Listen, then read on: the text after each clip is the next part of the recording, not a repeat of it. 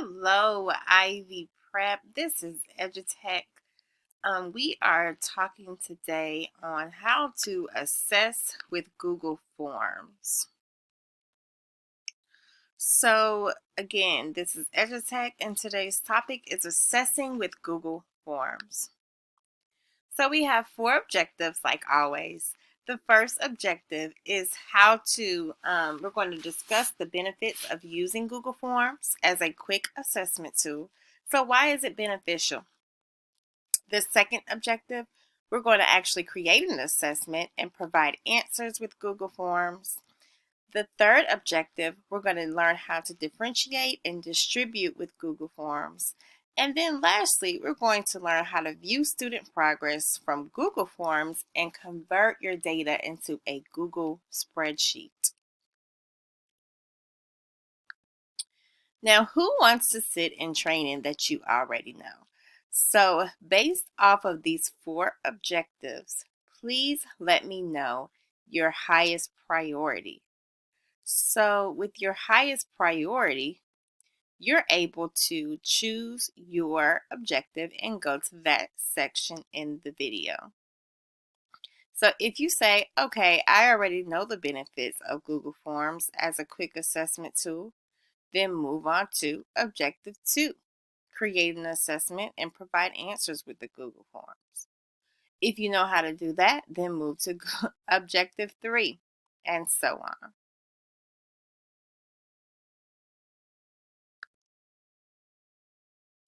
Objective 1, discuss the benefits of using Google Forms as a quick assessment tool.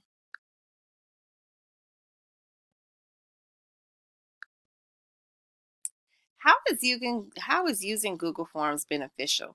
Well, here are 5 research-based reasons, and these reasons are reasons that I have experienced in the classroom as a classroom teacher myself. So the first reason, it allows you to create various question types to provide all students with an opportunity to demonstrate mastery. You have different question types when you create a Google Forms. For example, you can have them answer using multiple choice, answer using short answer, paragraph style, grid boxes, chat boxes, drop down arrows, and inserting an image. It is limitless on the answer choices. Secondly, create quick checks to survey the progression of mastery of the standard or learning target. So a Google form is a quick way in the middle of your lesson to create like a quick check or a poll or get a post of how well they are progressing to mastery of the standard. The third objective, share results with co-teachers and admin in a Google Sheet. So once you get your responses and your results in and you collaborate with co-teachers, support teachers, or would you like to share or present your data to the admin team or during a data talk or data meeting, you're able to do so quickly and efficiently with Google Forms and exporting your data to a Google Sheet. Also, you're able to differentiate. And you know, differentiate is the buzzword in education forever and always. So, with Google Forms, you can differentiate and provide additional support based on the answer choice. And then 5, accessible on all devices such as phones and tablets. So, now take some time and pause the video, reflect, and discuss. If you have a coworker beside you, you can discuss, or if it's just you alone watching the video, just kind of reflect. How has Google Forms helped your teaching in this virtual environment? What is the next level that you would like to explore or implement with Google Forms? If you want to learn more, continue to Objective 2. Okay, so in Objective 2, we're going to learn how to create an assessment and provide answers with Google Forms. So you know us educators love to work harder, work smarter, not harder. We do not want to do any additional work as we already have enough things on our plate. So to begin to create a Google form, you go to your Gmail account, okay? Go to your waffle and scroll down until you see Forms. Forms is in a purple type icon with bullet points. So you would click Forms, and in Forms, you can see that it's your basic dashboard that Google has with all applications. You have your templates here. If you click Template Gallery, they have provided for you like educational templates. You have your exit ticket, assessments, worksheets, um, RSVPs, party invitation. That's more for your personal things. So they do have templates already guided for you. If in the event that you're like, I don't want to start from scratch, I just want to create a template and do what I need to do. For this video, we're going to go ahead and click blank so we can start from scratch. So now I have a blank form, and now I'm able to start from scratch. So with that being said, I'm going to go ahead and title this assessment. Okay. You can also put a description here. And for your description, just ensure that you're very descriptive, but not too much, especially for your scholars. So if you want to add directions, be very concise.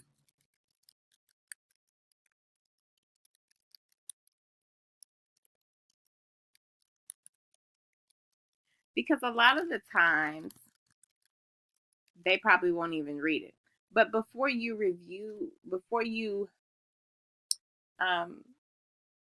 administer your quiz, this is a great time to have them pay close attention to the description box so they know exactly what to do, especially in online learning because you're not there with them physically. So you want to give them directions that are clear, concise, and to the point. So I'm going to put turn in your quiz into the Google Classroom. And later in this video, I will also show you how to create it in your Google Classroom.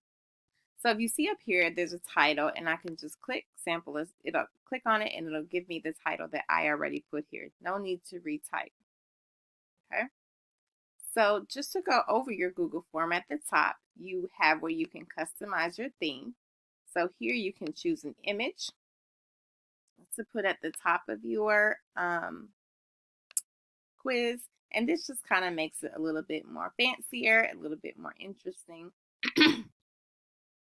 You can also upload a video here, a picture here as well if you would like to do like a specific picture according to your assessment. They give you a few options for your color theme, your background color, and then they give you 4 font options that you can choose from. So for this one, I'm going to use Playful. I always like to use Playful because it's more of like an educational type, I don't know, font. That's just my personal opinion. So there is where I can start making it my own. The next icon is a preview button. So if I click preview, it'll preview to me what it's going to look like on a phone, a tablet, or a computer to my students. Just going to exit out of that. And then here is the send option, and I'll go back to that one later on in the video. And then if you click the 3 dots here, you have your undo button. So if you make a mistake, you can undo. You can make a copy of an already created form. So for example, if your teammate makes a form and you want your copy to have your own responses and you don't want the data to be collected collaboratively as a grade level, you want your own data, go ahead and make a copy of it and then it becomes yours. Move it to trash is self-explanatory. You can get a link, you can print this, but we won't be printing anything anytime soon. You can add collaborators. So here, if you're making this as a grade level, you can add your teachers to the team here. So you can add anyone that you want to edit the form and be able to send it out. Okay, and if you look at the bottom again, you can also copy a link.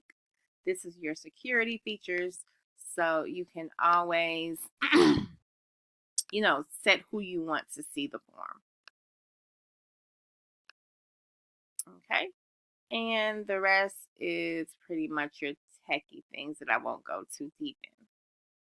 So these are your options here.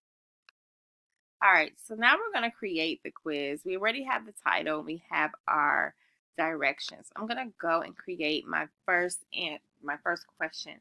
So my first question is going to be very simple for the basis of this video. How are you feeling today? Okay. And like I said, the answer choices are only good with multiple choice for it to grade itself. So I'm just going to put a few options here. Good, bad, okay. Great. All right, so I have 4 answer choices. And as you can see, you can also insert an image to those answer choices. So this is great for your visual learners, your lower support readers that cannot read as well. They can use the image to help them gain meaning to what the meaning of the word means. And this is so good for like vocabulary questions, to help them support them understand what's going on. So this one is good. So I'm just going to pick happy. I'm going to put this little emoji here and put insert. So now I have an image within my multiple choice. So they can see, visual learners can see the picture as well as the word. And especially for your EL learners, your English learners. So that I'm going to put sad. See what comes up. Yep, sad emoji. Let me insert that. So you get the idea. Okay. You can also insert an image for how are you feeling today. So just keep those in mind for to support all of your learners. So like I previously stated in the benefits of Google Forms, you have multiple answer choices here. Okay, and you can dive through those in your own time. Now I'm going to click require because I want to ensure that they answer this question. And then just for the sake of the video, I'm going to put in another question.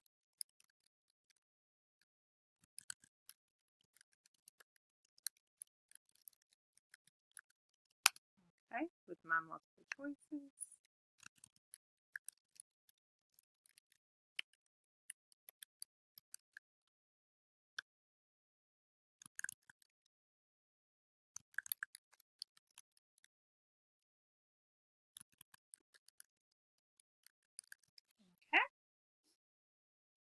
Okay. And as you can see, I added another question by clicking the plus sign here. Okay, so let me go through these options very briefly. You can add a question here. You can import a question from another source. Just be careful with that. You can always just find the question and create your own question in Google Forms. You can add a title or description. You can add an image to the question. You can add a video, but you can only add a YouTube video here. So Google to Google. And Google's funny about their things. So if YouTube is with Google, so you can embed easily with YouTube. So if you have a video that you like that is not a YouTube video, you could possibly upload it to YouTube and then get the code and do it that way. And then lastly, you can add an additional section. So this could be like my SEL section, but now I want to add a section 2. So this would be my, I don't know, I'm just making up things, academic section. So this is like part 2 of my quiz. So now I have that pretty much done. Now, in order to make this a quiz, I have to go to and put the answers in. I have to go to settings. So if I go to settings, I want to ensure that I collect email addresses because I've made this mistake when I first experimented with forms. I forgot to click this and I got all these awesome responses, but I didn't know who they came from. So I was unable to grade it.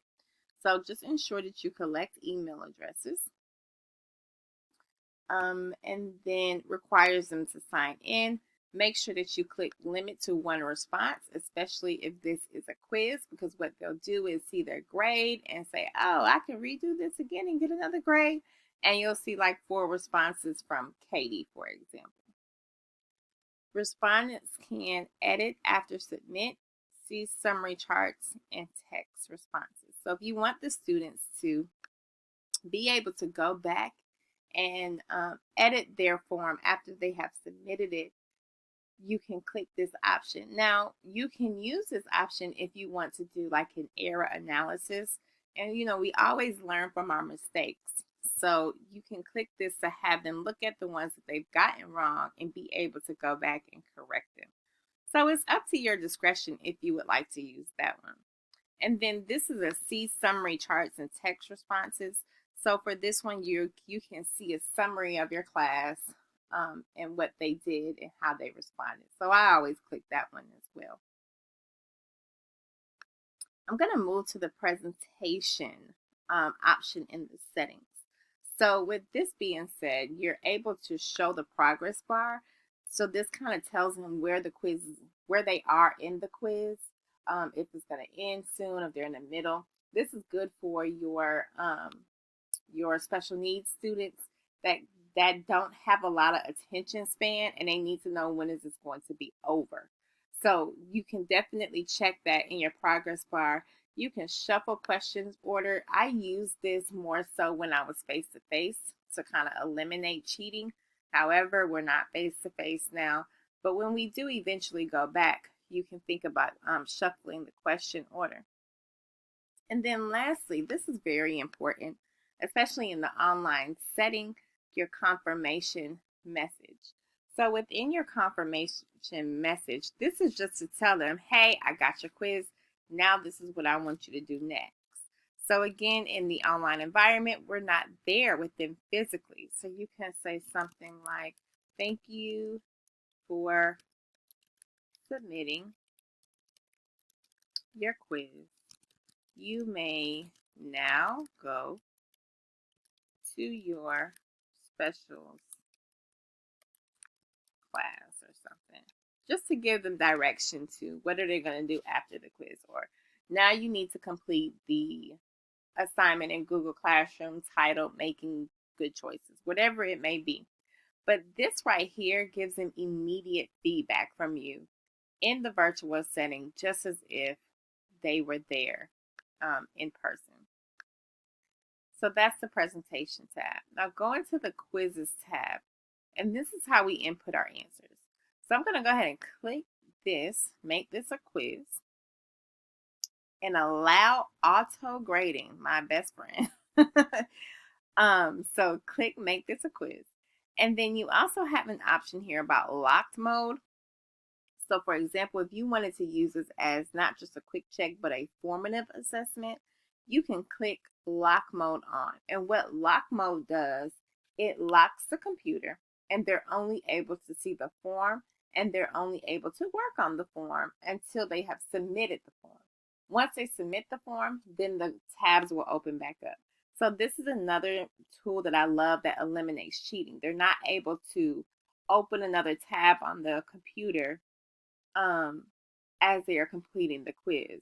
So if you are doing a test administration with Google Forms on Zoom, this is highly beneficial because you can watch their facial expressions, watch them taking the test, have it on lock mode. They can't go to any other tab, okay? So it eliminates cheating in the virtual setting. You can have the option of immediately giving them the grade after they submit, or later for manual review. So let's talk about this for a second. Later after manual review is good for if you have short responses or a different type of answer choice that Google will not grade it for you. So it's up to you. And if you don't click, if you click immediately after each submission and you have short responses, it will give the students a grade that is not accurate. And then they're like, hey, Miss Bruce, I got a 50. What's going on? I know I got this right. Oh, well, you have a short response question, and I have not been able to grade that manually yet. So I always like to click later after manual review if I have any other answer choice besides multiple choice. You can allow the respondents to see certain things after they submit it. So if you want them to see your missed questions, their correct questions, and then their point values.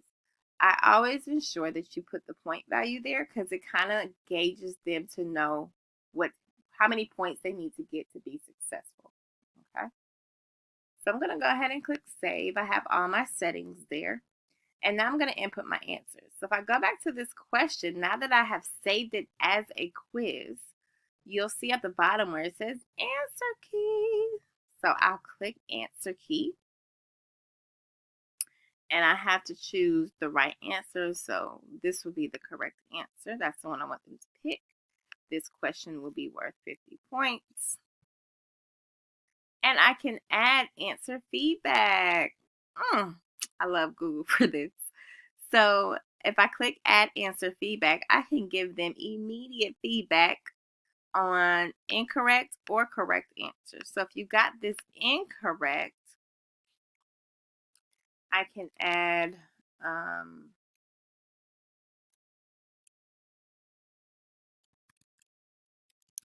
sorry, your answer is incorrect.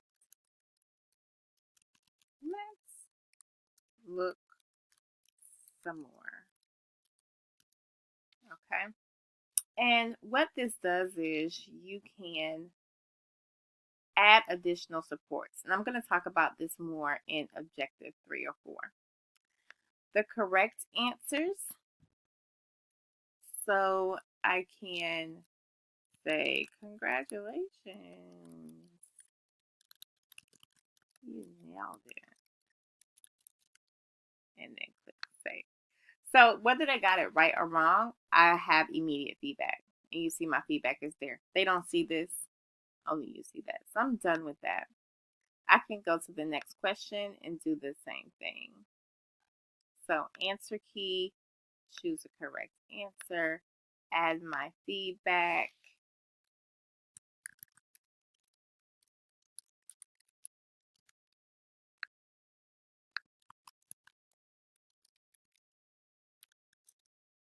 Okay. Add my point value so that they see it. Done. I'm going to require it. All right, so that's how you input your answers. We are now going to move into, before we do, let's reflect. So I just showed you how to input answers in a Google quiz. I want you to try it out. So try it out. It's your turn. Create a quiz and ensure that your quiz has the answers so that it can grade itself. Don't forget, it can only grade itself when you apply multiple choice options to respond. So take a minute and pause the video, especially if you're one that this is new to you, and go ahead and try it out and play with the quiz and create your own quiz. And then you can return for objective 3 if you feel that you need to.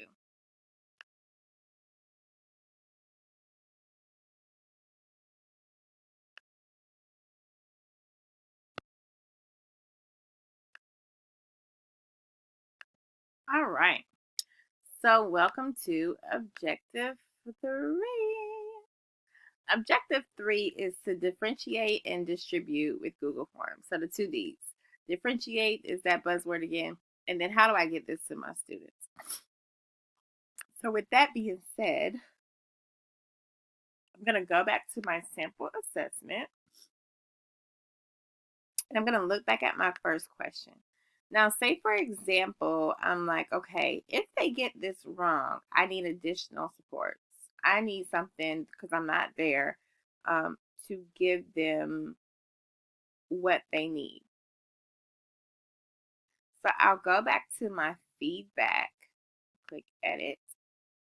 And if they got it right, I want to move them on to the next level. So I can create a video or find a video on YouTube that furthers their knowledge on whatever topic it can be. Okay. So if they get it right, it'll automatically go to this video. So this video, I'm just going to pick something just so we can see how it embeds. I'm searching.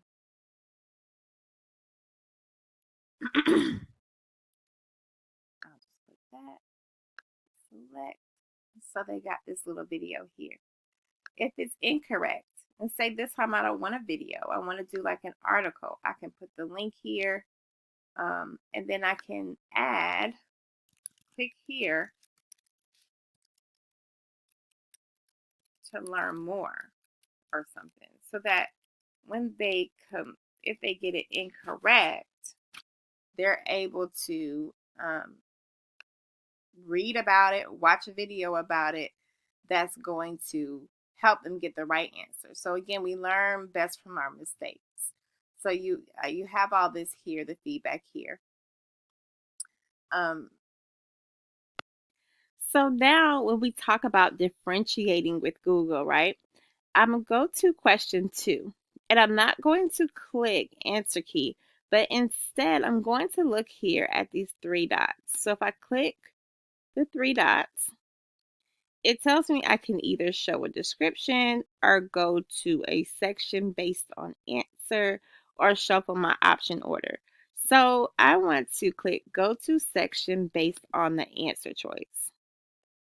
So if they click play with friends, I want them to go to section 2, the academic section, where it gives them additional information or it asks another series of questions. If they click sleep, I want them to go to an additional section. And you don't have to do it for each choice, but you can do it for whichever choice you would like. So think about your gifted learners, right? And if they click the correct answer, then you're able to see what else they know. Let's assess deeper. Let's assess further. It's almost like, those tests that kind of just pushes the limit to see how far they can go. Well, you're able to create that here in Google Forms. So if they click play with friends, I'm going to say, okay, move to section 2. If they pick sleep, I could also have them go to an additional section. So you have the autonomy of telling them or guiding them or guiding the quiz of where to send the students based on their answer. How cool is that? All right, so let's think about that for a second, and especially after you have played with it yourself. How can these Google reports in Sheets, oh, this is the wrong question. How can differentiating your Google form support your EIP, special needs, lower reader, and your gifted scholars? So think about how can, guiding them to an additional section support your lower readers or your gifted scholars. Pause the video, try it out, think about it, play with it, and then come back to Objective 4 if you are ready to move on.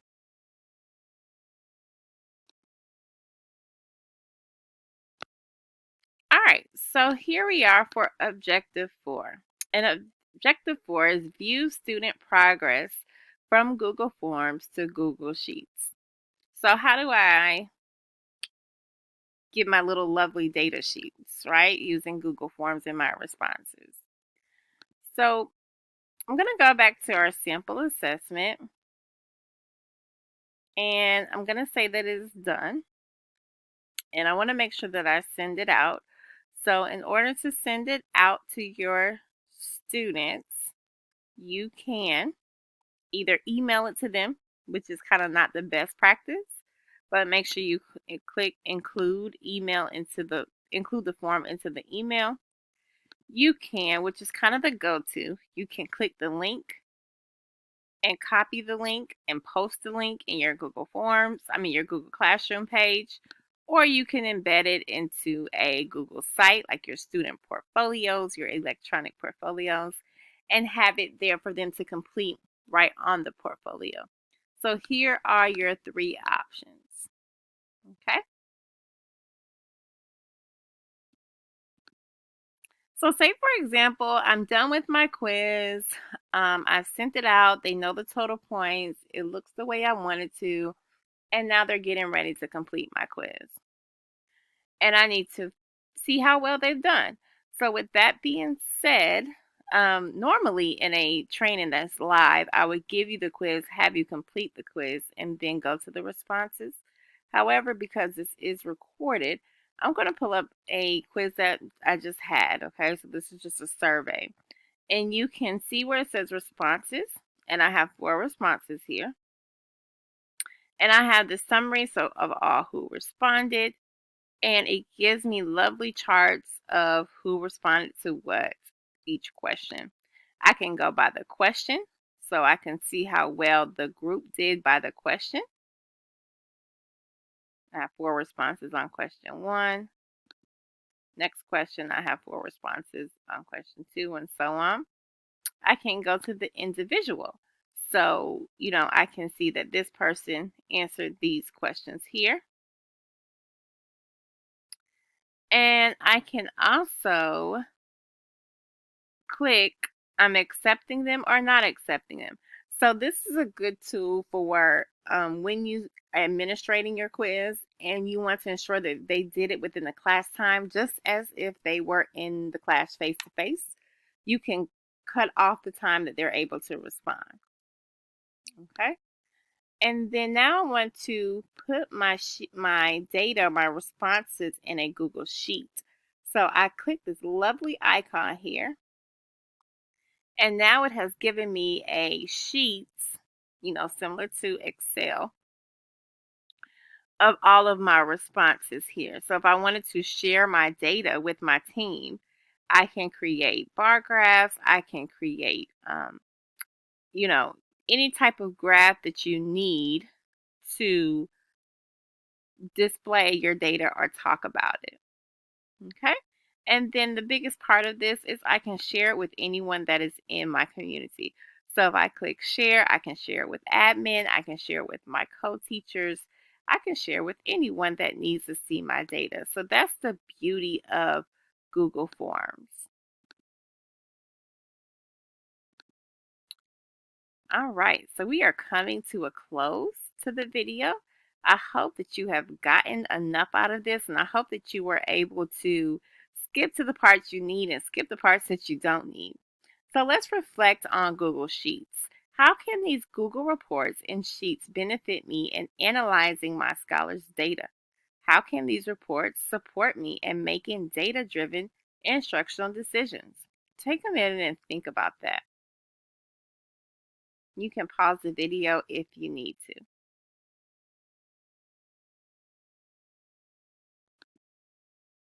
All right, so we have covered our bases and all of our objectives. The first one was we talked about the benefits of using Google Forms as a quick assessment tool, and then we actually created a sample assessment, and we learned how to provide answers within that form.